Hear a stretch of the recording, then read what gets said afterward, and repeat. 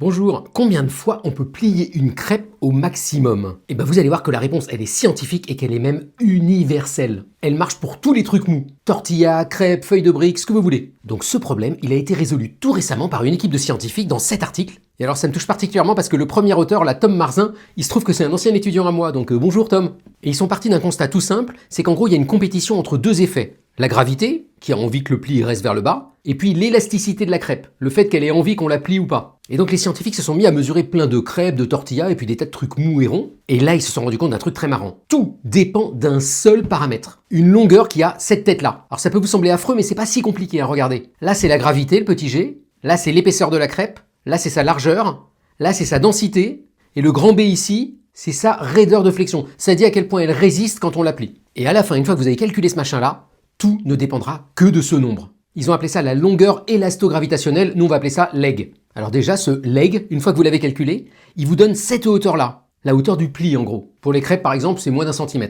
Et puis c'est ce même nombre qui va vous dire si le pli il reste ou pas. Alors là, la règle elle est hyper simple. Vous mesurez cette distance-là, et si elle est plus grande que 1,6 fois le nombre leg, eh ben ça restera plié. Et sinon, eh ben ça se dépliera. C'est tout. Et à partir de là, on peut enfin calculer le nombre de plis maximum pour une crêpe. Et le résultat, c'est ça. Cette courbe, elle vous donne le nombre de plis en fonction de la taille de votre crêpe. Plus elle est grande, plus on peut faire de plis. Et donc la prédiction pour une crêpe qui a cette taille-là, c'est 4. Alors on va tester. 1, ça marche. 2, ça marche encore. 3, ça marche toujours. 4, ça marche, mais je sens que c'est limite. Et 5, eh ben ça marche plus du tout. Ça se déplie.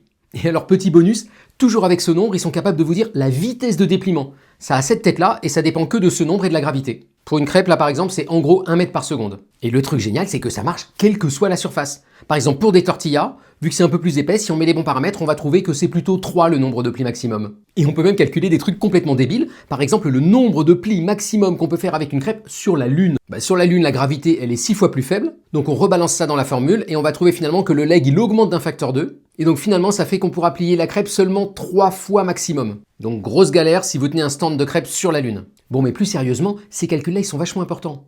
D'abord, du point de vue fondamental, ça vous montre qu'une seule quantité gouverne de façon universelle plein de matières différentes. C'est le même mécanisme, c'est la même physique. Et donc ça, du point de vue des applications, c'est vachement important. Ça veut dire que exactement le même modèle va être capable de traiter d'autres surfaces un peu molles et qu'on a envie de plier. Par exemple, des ailes solaires d'un satellite, ou un parachute, ou un smartphone pliable. Et c'est ça souvent la force de la physique, c'est arriver à prendre suffisamment de recul pour voir quelque chose d'universel dans plein de matériaux qui, en apparence, ont l'air hyper différents. Bon allez, bonne journée, et puis bonne crêpe, hein. Ah ouais, celles-là, elles sont vraiment pas bonnes, hein.